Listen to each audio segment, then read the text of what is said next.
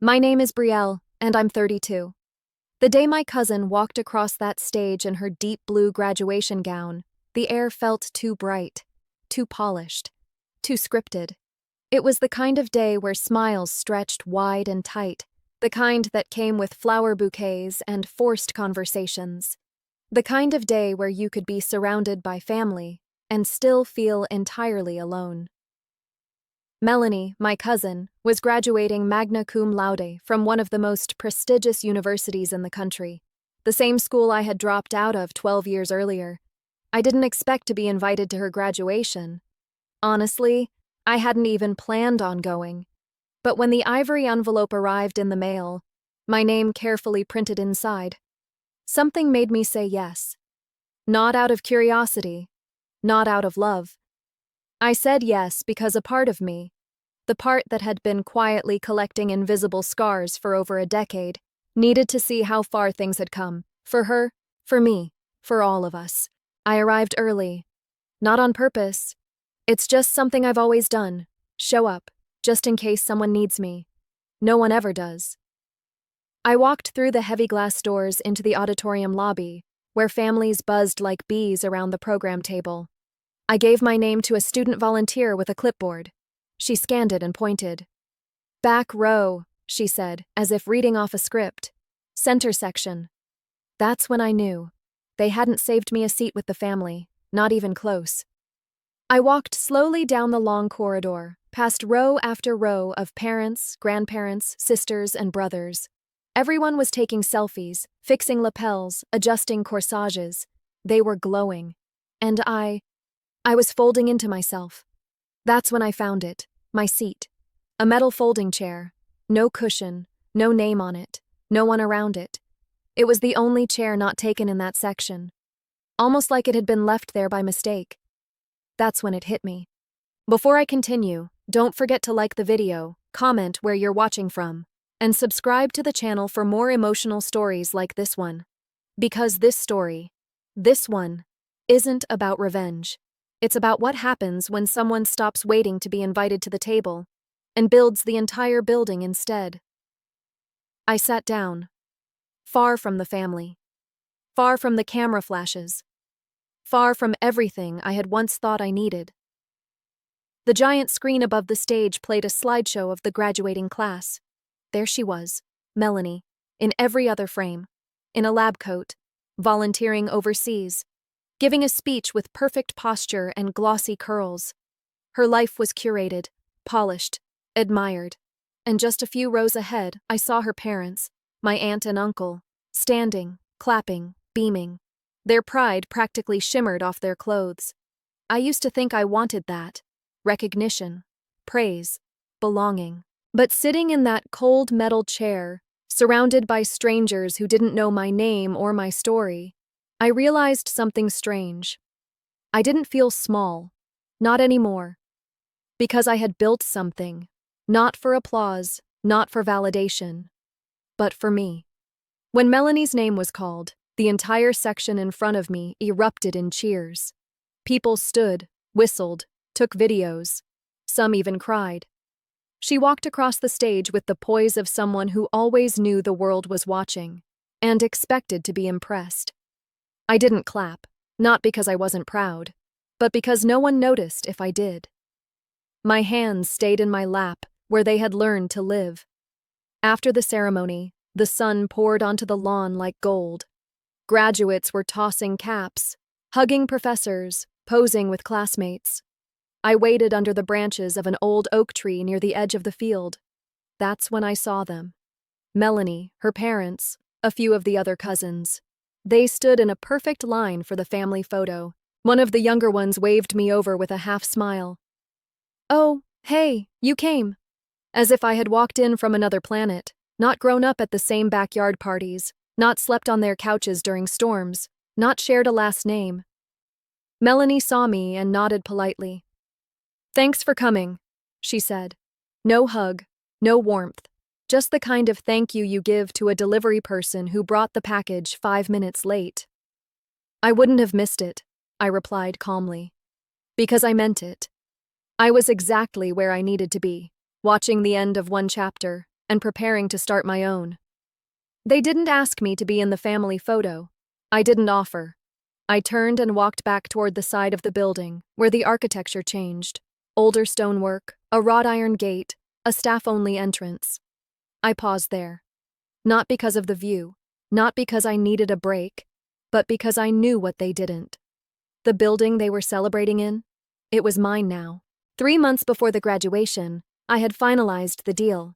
It was part of a larger real estate acquisition through one of my companies. Strategic, smart, quiet, no fanfare, just signatures, funds transferred, ownership granted.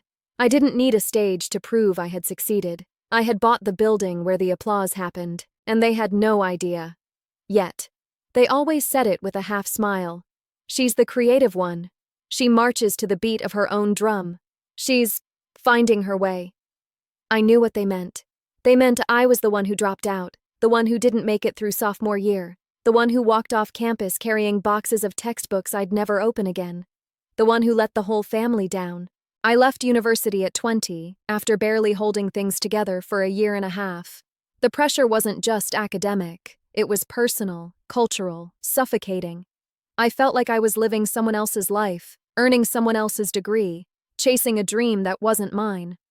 The moment I withdrew, my parents went silent. Not angry. Worse, disappointed. I could feel it in the way they closed the door a little harder.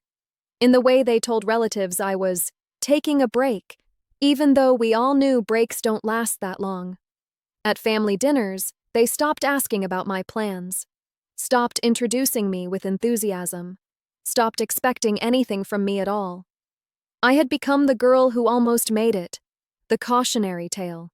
The one they hoped their kids wouldn't follow, especially compared to Melanie. Melanie was younger than me by 2 years, but you wouldn't know it by the way the family talked about her. She was driven, focused, sharp as a tack. While I was busy folding clothes in a department store for minimum wage, Melanie was acing chemistry and joining Model UN. She wore blazers and heels before she turned 17. People said she was going places. They said I had potential. They didn't say where that potential was supposed to lead, just that I hadn't lived up to it. And every time I walked into a room and heard them talk about her, I felt myself shrink a little more. I lived in a tiny studio apartment in a part of town that didn't get much sunlight. I worked 2 jobs, cashier by day, data entry at night. It wasn't glamorous, it wasn't impressive, but it was mine. And slowly, in the quiet, I began building something. It started with a sketchpad, then a drawing tablet. Then, a laptop I bought used and paid off over 4 months. I had always loved design, not the kind you learn in theory-heavy lectures or in overpriced textbooks. The kind you feel in your hands. The kind you learn by doing. So I taught myself, watched tutorials, took free online classes, and in the spaces between shifts and exhaustion, I created digital art for small businesses. At first, it was birthday flyers and bakery menus, then logos, then full brand kits. I didn't post it anywhere, didn't show it to the family, didn't try to prove anything. I just worked, and it was enough. Until the wedding. It was Melanie's older sister, the one who married the investment banker. They rented a vineyard and flew in a live jazz band from Chicago. I almost didn't go, but I did, and that's when it happened. I was in the corner of the reception, sipping watered-down soda, when I heard it. That's Brielle. You know, the one who dropped out. Laughter, software but sharp, like a paper cut across an old wound. I turned to see one of Melanie's friends, tall, overdressed, sipping rosé, smirking behind her hand. They didn't know I heard, but I did. And I felt every syllable like it was carved into my spine. Not Brielle, the artist. Not Brielle, the business owner. Just Brielle, the dropout. It would have been easy to let it break me. But that night, something shifted.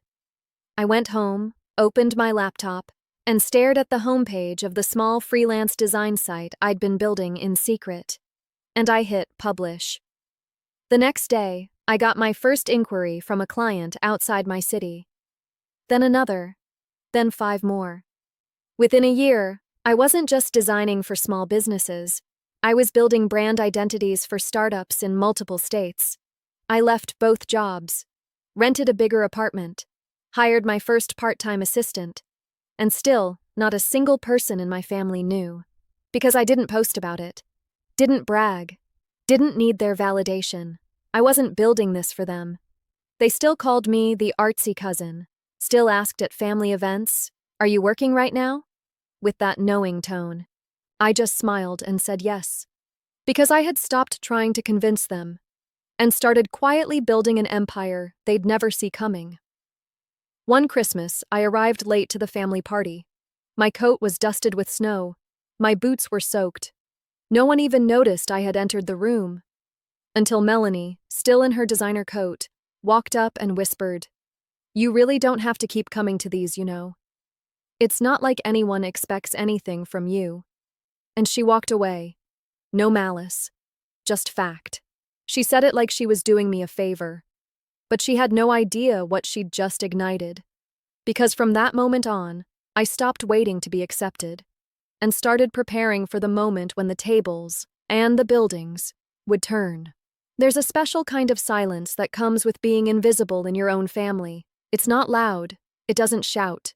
It doesn't break things or make a scene. It just slips into the room before you do and makes sure there's no space for you to land. For years, that's how it felt. I didn't have arguments. I wasn't defiant. I wasn't the rebel cousin or the black sheep. I was the one they forgot to mention. At holidays, I was seated at the far end of the table. Not with the kids. That would have made sense. Not with the adults, either. Somewhere in between, as if they weren't sure where to put me. Sometimes there wasn't even a place card.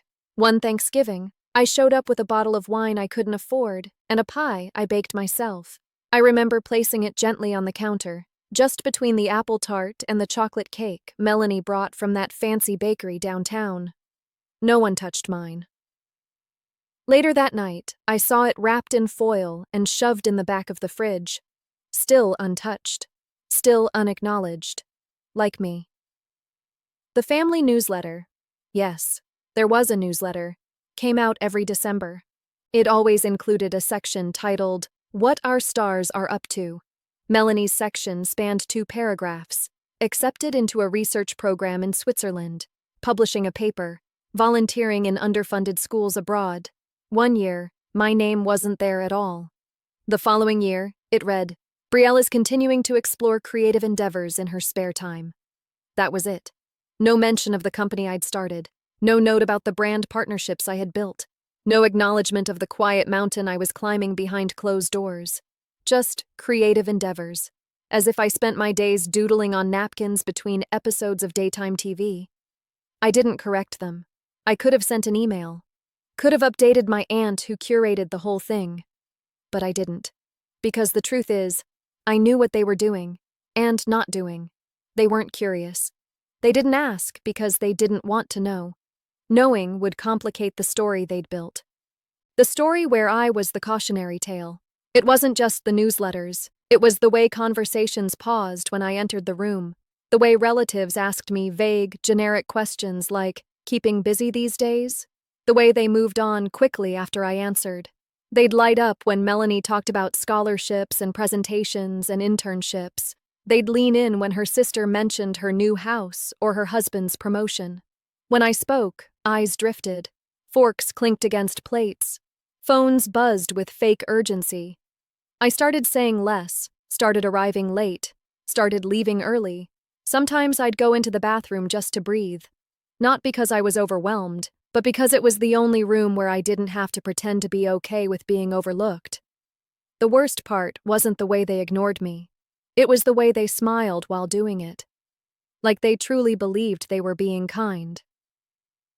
"Oh, Brielle's just taking her time. She's always been more of a free spirit. She's not chasing success like the rest of us." They said it like it was noble, like they were respecting my path. But really, they were excusing themselves from having to care. Because caring would mean asking, and asking might reveal that they were wrong about me. I remember one night especially well. Melanie had just been awarded a full scholarship for her master's program.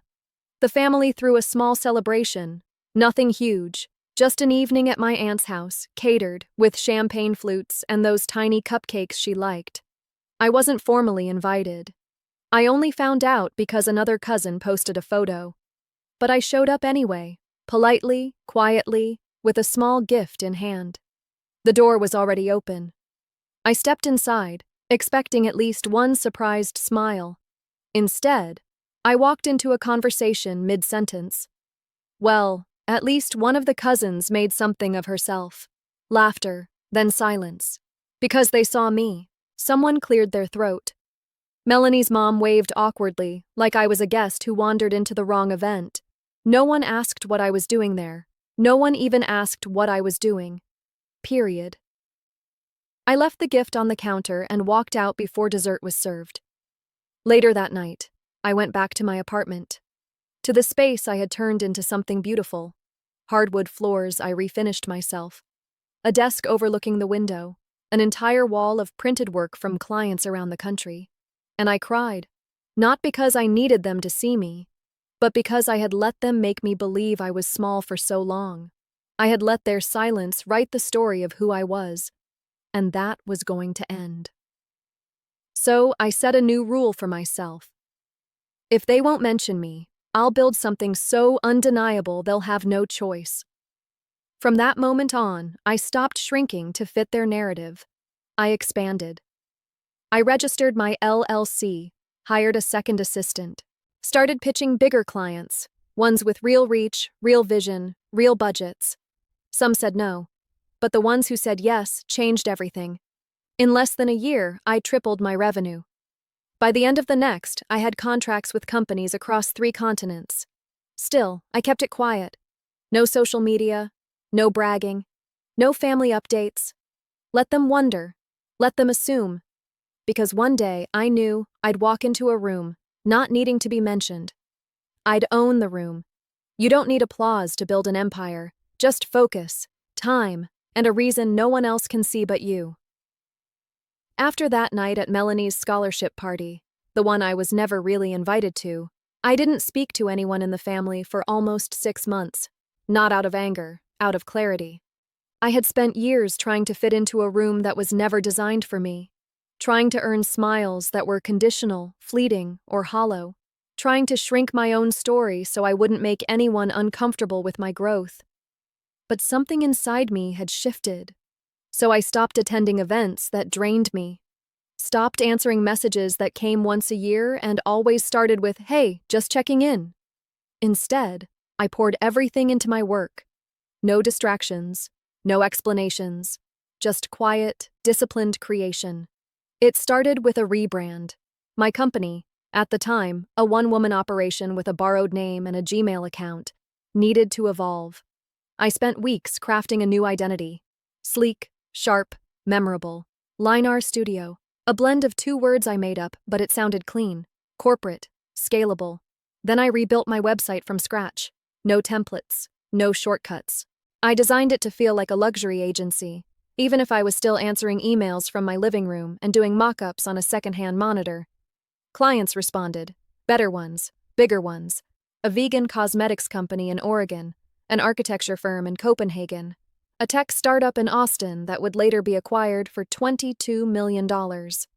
Most didn't know I was working alone. They assumed I had a team. And I did. Sort of. A virtual assistant in Toronto. A part-time designer in Brazil. A freelance developer I'd never met in person, but who understood my vision better than anyone I knew. I wasn't pretending to be something I wasn't. I was building what I was becoming. Every project I completed went into a private folder titled Proof. Proof I could do this. Proof I wasn't the failure they once whispered about at dinners. Proof that success doesn't need a cap and gown. That folder grew fast. By the end of the 2nd year, I had built over 60 brands, written dozens of strategies, and launched multiple digital campaigns that reached millions. Still, no one in my family knew. At the annual reunion, they asked the same hollow questions. Still doing that graphic stuff? You still working from home? Do you ever think about going back to school? I smiled, nodded, changed the subject, because they weren't really asking. They were just trying to place me in a box they could understand, and that box didn't have room for what I had built. I started making real money, not just comfortable money. Change your life money. the kind that let me pay off my student loans, not in installments, but in one clean wire transfer, the kind that let me take my first real vacation, the kind that made me wonder if I could do more than just survive this career. Maybe I could build something lasting. So I did. I met with a financial advisor, a lawyer, and a real estate broker, all in the same month. I formed a holding company, opened business credit lines, invested in commercial property. It wasn't flashy. It wasn't for Instagram. It was just smart. My first investment was a small building on the outskirts of the city. Run down, undervalued, but it had potential. I renovated it slowly, leased it to a co-working startup. Within 18 months, I doubled my return. That's when I knew I wasn't just building a design agency. I was building legacy. Funny thing is, when you're finally doing well, really well, the silence from your family doesn't sting the same way. It becomes white noise, because I wasn't building to impress them anymore. I was building for the girl I used to be, the one who walked out of that university feeling like she'd failed forever. I wanted her to know she hadn't failed at all. She just needed space to build something that didn't look like anyone else's version of success. Then one day, out of nowhere, I got a text from my aunt, Melanie's mom. It read, "Hey Brielle, hope you're well. Melanie's graduation is next month and we'd love to have you there. You should see how well she's doing. Let me know if you can come." No other words. No, "How have you been?" No acknowledgement of the years between us. Just an invitation to celebrate someone else. Again. But I didn't feel bitter. I felt ready. I was going to show up. Not to be seen, not to be heard, but because I had one last investment to make. And it wasn't just financial. It was poetic. I reached out to my broker, told him I wanted something specific. The university Melanie was graduating from was housed inside a historic commercial building, privately owned, leased to the institution under a multi-decade contract. I had seen the records years ago, when I was still mapping out the local portfolio. But now, I wanted it. It took a few weeks, some delicate negotiation, a quiet transfer of assets. And then it was mine. The deed, the documents, the tax ID, all filed under my name. They had no idea. Not the university, not the family, not Melanie. They thought I was just showing up to sit in the back and clap for someone else's success. They had no idea I'd be walking into my own building. The morning of Melanie's graduation, I stood in front of my mirror longer than usual, not because I didn't know what to wear. I'd chosen the outfit days before. A tailored cream blazer, soft navy slacks, a silk blouse that made my skin glow in the morning light. Everything about it was understated, but intentional. This wasn't the day to be flashy. It was the day to be precise. I clipped my hair back, applied a soft layer of makeup, and slipped on the gold necklace I bought the day the building contract was finalized. I hadn't worn it yet. It felt right now. The final touch wasn't in the mirror, though. It was in the manila folder I slid into my leather tote bag. Neatly folded documents that bore my full name across the top. Ownership, transfer of deed, tax exemption certificate, signed, sealed, dated. Proof that I wasn't just attending this graduation. I owned it. Driving there, I felt a strange calm settle into my chest. Not nerves, not pride, just a quiet knowing. For so many years, I'd imagined a moment like this would feel vindicating, that I'd be rushing with adrenaline, ready to show them all who I'd become. But that's not what it felt like. There was no soundtrack playing in my head, no imaginary applause, no fantasy speeches. Just the smooth hum of the tires on the road, the occasional flicker of sunlight across the windshield, and the quiet thought looping in my mind. You don't need to be invited when you built the floor they're standing on. The campus was already busy when I arrived. Families laughing, caps bouncing in the breeze, bouquets being exchanged like currency. A festival of pride and expectation. I parked near the faculty entrance. A small privilege the university hadn't realized was mine now. Security nodded as I walked past, assuming I belonged. They weren't wrong. No one stopped me. No one questioned me. Because confidence, I've learned, is the best camouflage. It doesn't shout. It just moves. I slipped inside the building's side entrance and walked the same marble hallway I had once walked as a terrified 19-year-old girl, clutching textbooks and hiding behind comparison. Now, my heels echoed on the floor like punctuation. Final. Sharp. Certain. In the auditorium, the crowd was already buzzing. Balloons waved above heads, programs fluttered, chairs scraped, kids squirmed. I made my way to the back section, the same place I was told to sit, the same metal chairs, the same distance from the family row. It was exactly like last time. And yet, not at all. Because this time, I wasn't just the forgotten cousin. I was the landlord. I sat down slowly, hands resting on my tote. In front of me, the family was gathered.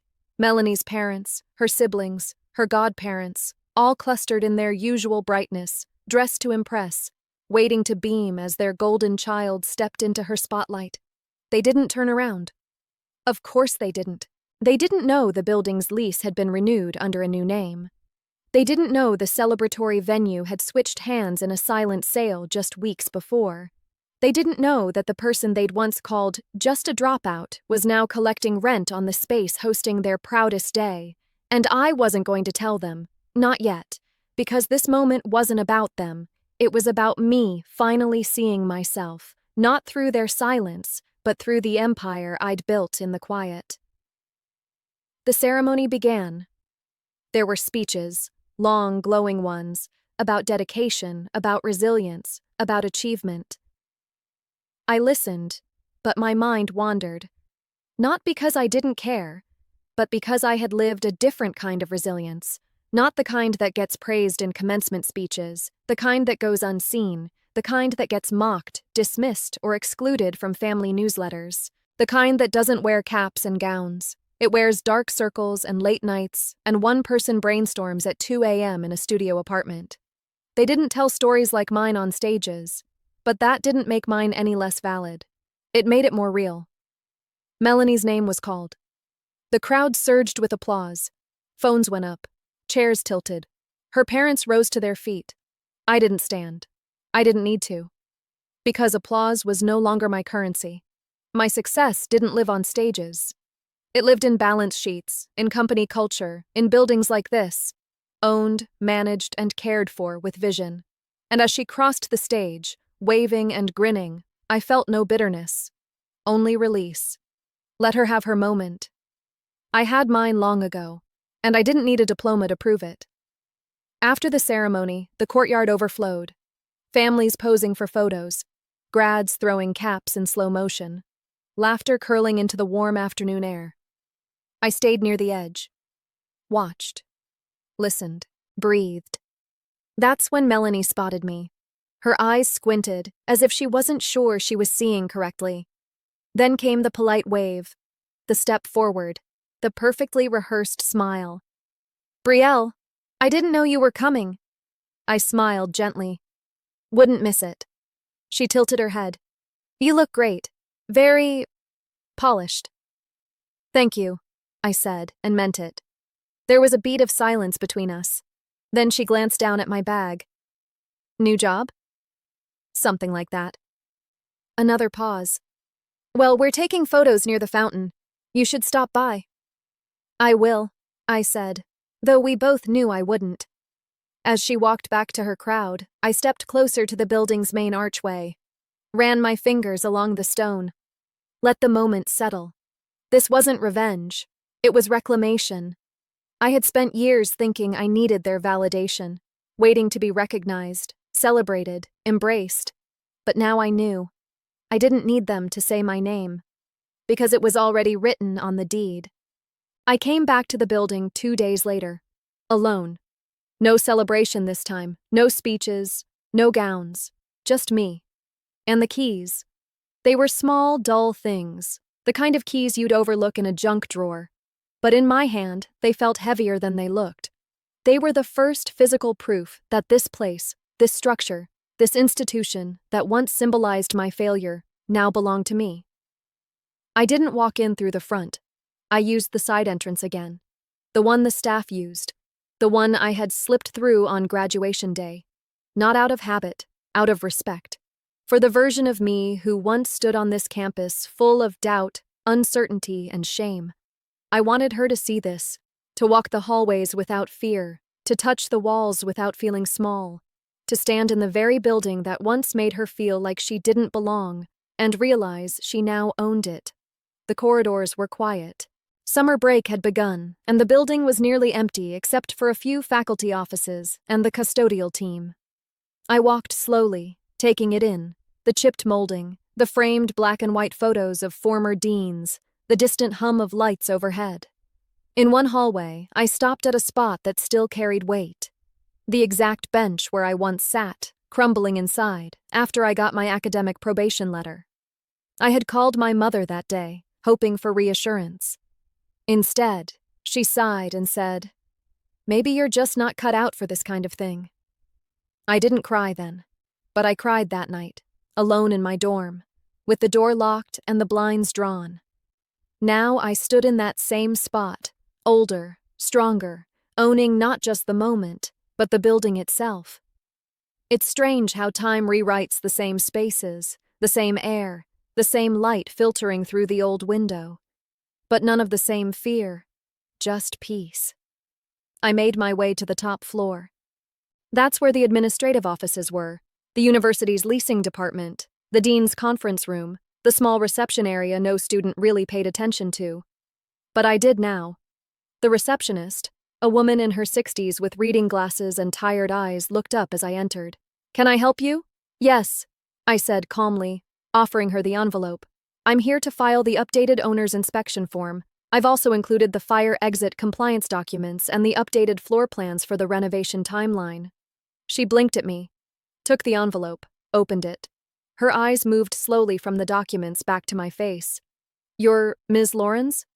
"Yes," I said. Pause. "Congratulations," she said after a moment, nodding slowly. "Thank you," I replied. There was nothing else to say. No explanation necessary. No justification. I was here because I belonged here. I stepped outside onto the upper balcony that overlooked the quad. From that angle, the university looked peaceful, like a postcard. Students passing by below, a few lingering near the fountain, birds skimming the air in lazy arcs. I leaned against the railing, and I thought about everything that had led to this. The cold family dinners, the side comments, the absence of belief, the years of feeling like I had to apologize for not turning out like they expected. I used to carry all of that like a weight, but now it felt like scaffolding, the kind you remove once the building is done. I no longer needed their approval to feel whole. I had built something bigger than their expectations, something they couldn't measure, control, or ignore. Later that week, I got a message. From Melanie. It was short. "Hey, not sure if you're still in town. I'd love to grab coffee if you're free. I feel like I don't really know what you've been up to lately, and I'd love to hear." I stared at it for a long time. Not because I didn't know how to respond, but because I realized how much I had changed. The old me would have rushed to reply, eager to be seen, to be invited into the circle that once left her out. But the new me, she didn't need coffee. She didn't need explanations. She didn't need Melanie's curiosity now that success was visible. Because truthfully, if she hadn't cared when I was invisible, she didn't deserve access now that I was undeniable. I didn't reply. Not out of spite, out of peace. Owning the building hadn't made me whole. I was already whole when I signed the papers, when I created something out of nothing, when I kept going, even in silence. The deed was just a symbol, a punctuation mark at the end of a sentence I wrote alone, in the dark, in the quiet, in the chapters no one else read. One evening, months later, I walked past a student sitting on that same bench. She had her head in her hands, a printout on her lap, her shoulders trembling just enough to notice. I didn't stop, didn't intrude, but I paused, just long enough to whisper to myself, "You'll be okay. You don't know it yet, but you will be." Then I kept walking, because sometimes the most powerful thing you can do isn't change their minds, it's change your own life. They say news travels fast in families. That's only half true. What travels even faster is gossip laced with disbelief, the kind that makes people pause mid-sentence, reread messages twice, and then forward them with a, "Wait, what?" That's how it started. A week after Melanie's graduation, a quiet ripple began moving through the family. I didn't feel it at first. I only noticed when my inbox, silent for months, began to buzz. Not with real conversations, just little digital echoes. A thumbs up on an old Facebook post, a heart on a years-old photo, a "so proud of you" from someone who never returned my calls. It was strange, not unwelcome, but strange. And then the texts came. First from a cousin I barely knew, then another. Until finally, it arrived. The message from my aunt, Melanie's mom. It began casually, as if we'd been mid-conversation for months. "Hey, sweetie, hope you're well. Quick question. Did I hear correctly that you bought something at the university?" She added a smiley face, as if that would soften it. I stared at the screen for a while, debating how much to reveal. I could lie. I could deflect. But I'd spent too many years shrinking to protect their comfort. So I typed, "Yes. I acquired the commercial building housing the main campus. It was finalized a few weeks before the ceremony." Send. Silence. Then came the second message. "Wow, that's impressive. You must have been doing really well. I wish we'd known. We could have invited you to sit closer." Closer. As if physical proximity now held meaning. As if that seat at the front could undo decades of disregard. I didn't reply. Some things don't require a response. The family group chat, once a graveyard of chain messages and birthday gifts, suddenly came alive. My name, the one never mentioned in their glowing year-end newsletters, was now front and center. Screenshots were shared. Speculations ran wild. She must have married someone rich. I heard she works in real estate now. No, it's design. She was always into art or something. They built a whole narrative around me. Anything, it seemed, to explain what didn't fit their expectations. But no one, not a single one, asked me directly. They just talked around me, because to ask would mean acknowledging they never knew who I was to begin with. Eventually, the real questions came. A phone call from my mother, the first in over a year. She sounded breathless, not with concern but with curiosity cloaked in maternal pride. "I just heard the news. Everyone's talking. Why didn't you tell us, sweetheart?" I almost laughed. Tell who, exactly? The people who turned every family gathering into a parade of comparisons? The ones who saw me as a nice story to tolerate, not a woman with something to say? I took a breath. Then, calmly. "Because it wasn't your story to know." There was silence. I imagined her blinking at the other end, stunned by the unfamiliar firmness in my voice. She murmured something about being happy for me, about wanting to reconnect. But I knew what she really wanted. She wanted to make sense of it, to rewrite the narrative, to place herself in the glow of my success without ever having stood beside me during the climb. I didn't argue, didn't defend, didn't explain, because I wasn't angry anymore. I was done needing them to understand. A few days later, Melanie reached out again. This time, it wasn't a coffee invite. It was a voice note. I hesitated before pressing play. Her voice came through softly, like she'd rehearsed it a dozen times. "Hey, Brielle. I just found out. About the building. I don't even know what to say. I guess I owe you a congratulations. I honestly had no idea you were doing so well. I think I misjudged you, and I'm sorry for that." There it was. Not a full apology. Not an admission of cruelty. But something. Something human. Something real. I listened again. Not for her sake. For mine. To remind myself that even the people who once overlooked you can surprise you when they finally see what you've built. But I didn't respond right away. Not because I wanted to punish her, but because I wasn't sure I needed the conversation anymore. Sometimes peace looks like closing a door, gently, firmly, and walking away from the need to be acknowledged. I returned to the building one last time that month. This time, with my attorney.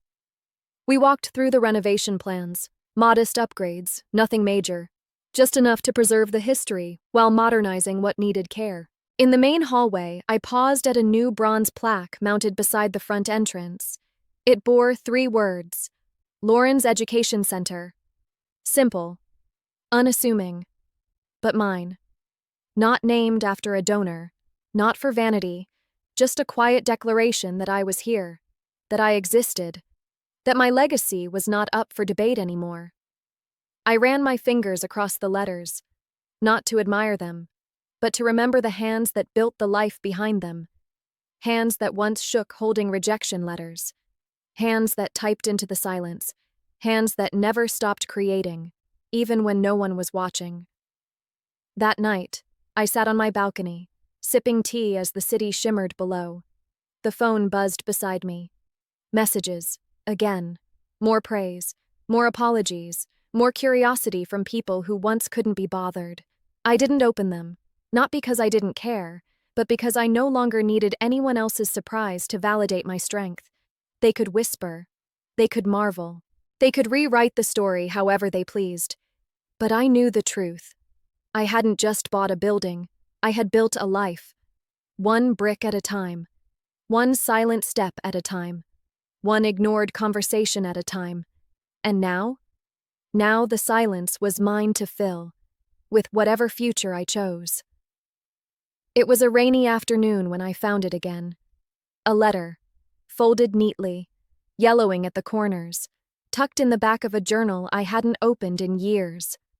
I recognized my own handwriting immediately. Compact, slanted, careful, like I was afraid of being too loud even on the page. The envelope wasn't sealed. I had never mailed it, because it was never meant to be sent. I wrote it the week after I dropped out of college. The week after I packed my things into a secondhand suitcase, left the dorm without saying goodbye, and rode the train back to a city that already felt like it had given up on me. I remember writing it late at night in my childhood bedroom, lit only by the glow of my laptop screen. My parents had gone to sleep, my phone had stopped vibrating hours earlier, and the silence had grown so heavy I needed somewhere to put it. So I wrote, "Dear Mom and Dad, I know you're disappointed. I don't need you to say it. I can feel it in every quiet dinner, every look that doesn't quite meet mine, every time you talk about Melanie like she's the only person who made it. I tried. I really did. But I couldn't keep doing something that was breaking me. I didn't want to fail out, so I left before it got worse. I thought that might be something you'd understand. I don't expect you to be proud. But I hope someday, maybe, you'll stop being ashamed. I'm not lazy. I'm not stupid. I'm not just creative. I'm building something. I just don't know what it looks like yet. I love you. Even if it doesn't feel like it right now. I do. I always have. Brielle, I never gave it to them. I folded it up, slid it behind the journal pages, and told myself I'd rewrite it when I had something more impressive to say. When I was no longer someone who had given up. Funny how the things we bury come back to us. Now, years later, I held that letter in my hands, and instead of pain, I felt awe. Not because of what I'd written, but because of how far I'd come since the day I almost believed every word of their silence. I sat down at my desk, turned on the lamp, and opened a fresh page. Not in the journal, in my mind. And I began to write again. This time, not to them, but to me.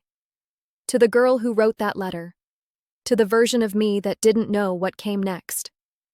Dear me, you don't know this yet, but everything you're afraid of right now will become fuel. Every whispered insult, every empty chair, every room where they forgot your name. Those will all become foundations. You think they define you because they were your world for so long, but they don't. And soon, they won't even recognize what you've built. That's not your fault. That's their limitation. You won't need their praise. You'll learn to clap for yourself. In private, in silence. And eventually, in places they'll never be invited to again. One day, you will own the very building where they once ignored you, and you won't need to announce it. You'll let the deed speak louder than any toast they never gave. Keep going.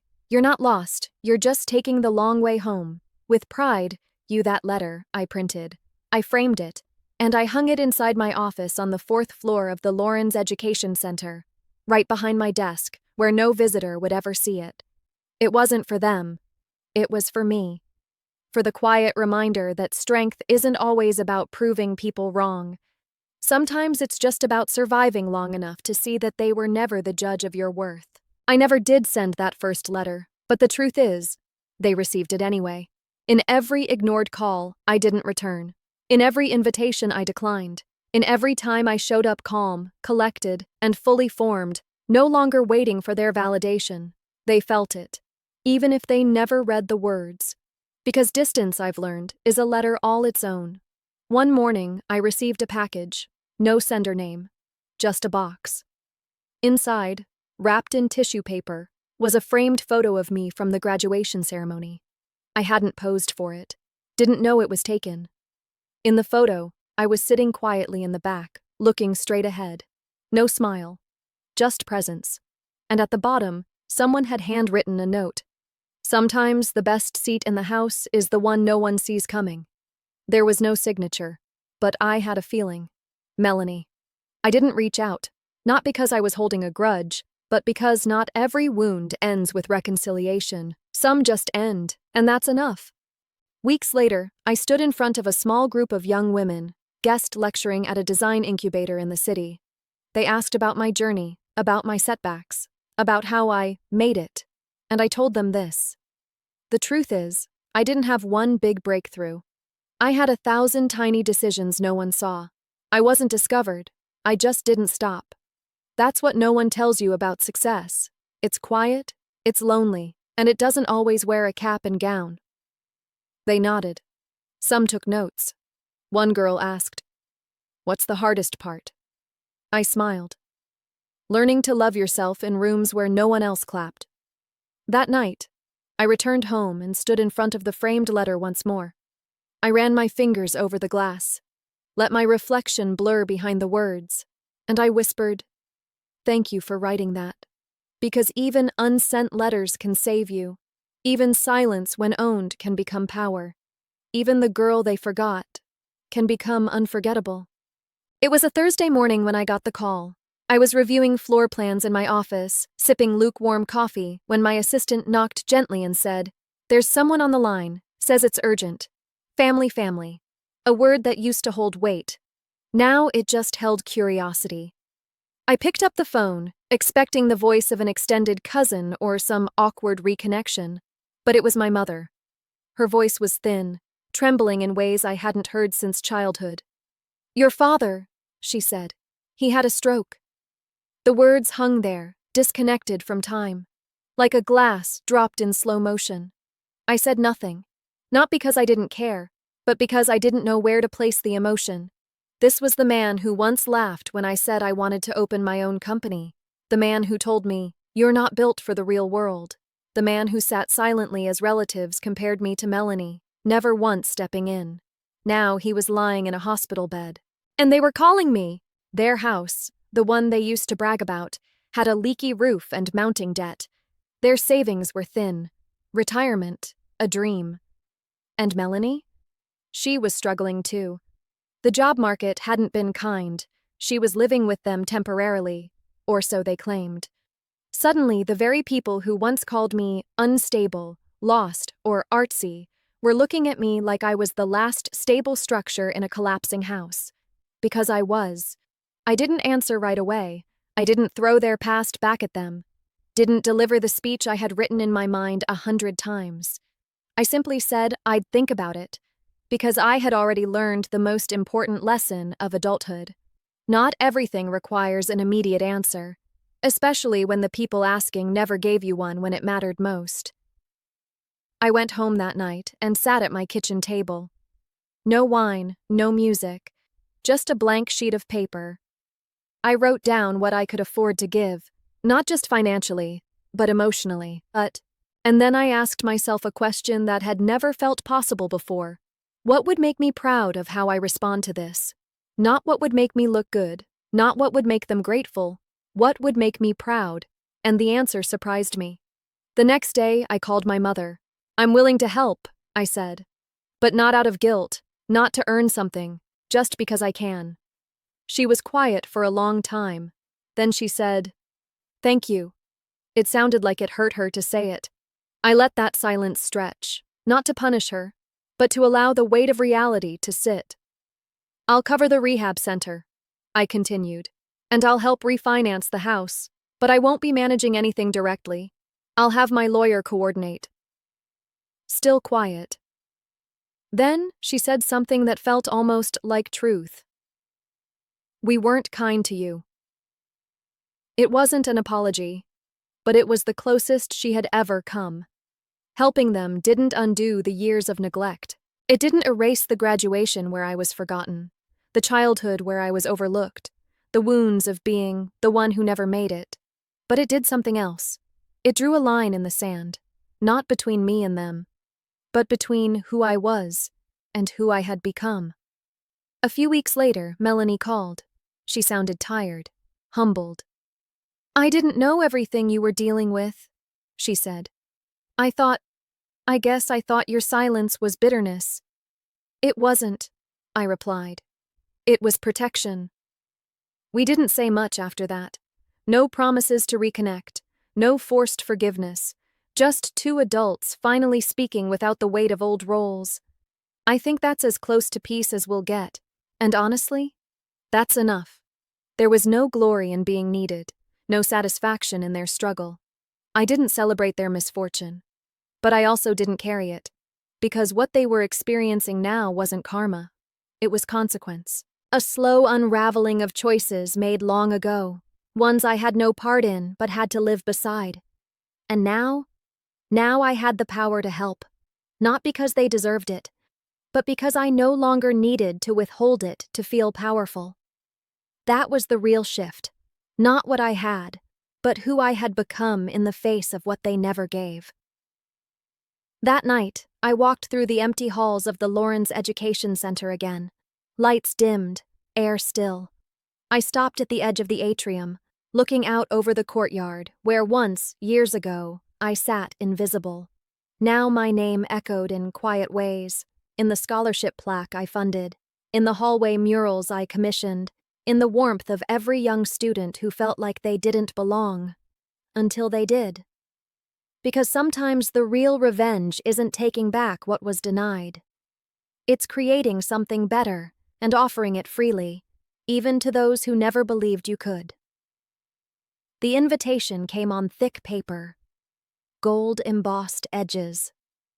My name written in careful cursive across the front. It was for a gala, the university's centennial fundraiser. Black tie, cocktails at 6, dinner at 7. A silent auction, a moment to honor key contributors to the institution's legacy. In other words, a very public thank you.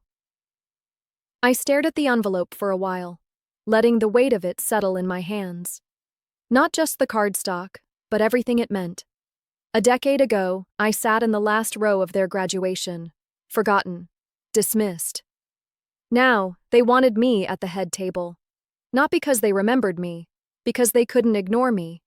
I went, not to prove anything, but because I knew that girl, the one with the rejection letters and the shaky confidence, would have wanted to see this. I wore a dark emerald dress, simple, sharp, no jewelry except the pin on my lapel, the same one I received the day I officially took over the deed to the Lawrence Education Center. When I stepped into the grand hall, heads turned. Not dramatically, but with the kind of subtle surprise that says, "Wait, is that?" Yes, it was. The dean greeted me with a practiced smile. "Ms. Lawrence," he said warmly, "we're so honored to have you." I shook his hand, nodded politely, and allowed him to lead me to my table. Front and center, next to the chancellor, opposite the podium. The same podium where years ago I sat invisible, shrinking into the fold-out chair, waiting for my name that never came. Now, I was the keynote. Dinner passed in a blur of polite conversation, clinking glasses, and rehearsed compliments. But my eyes kept drifting toward one table near the back. I hadn't noticed it at first, hidden slightly behind a column. There they were, my parents, and Melanie. I didn't invite them. They were guests of another alumni family, likely brought as +1s. My mother wore a pale blue dress. My father looked thin, his gait slower, his posture a little softer. Melanie sat still, quiet, unreadable. I didn't wave. I didn't approach, because this time, the table had been chosen for them, and mine had been chosen for me. When it was time, they called my name. Applause. Spotlight. I stepped onto the stage, notes in hand, though I wouldn't use them, because the speech I needed to give wasn't in any paper. It had lived in my chest for years, and it was time to let it go. "Good evening," I began. "My name is Brielle Lawrence, and once, not too long ago, I sat where many of you are tonight, quietly, anonymously, wondering if anyone would ever know what I had to offer." A soft hush fell over the room. I wasn't the top of my class. I didn't win awards. I didn't walk across the stage with applause. In fact, I didn't walk at all. I left this campus with more doubt than direction. I paused. Let the silence breathe. But that doubt became a blueprint, because sometimes, when the world underestimates you, that's the perfect foundation to build something bigger. Scattered nods. A few knowing smiles. I came back, not to correct the past, but to support the future.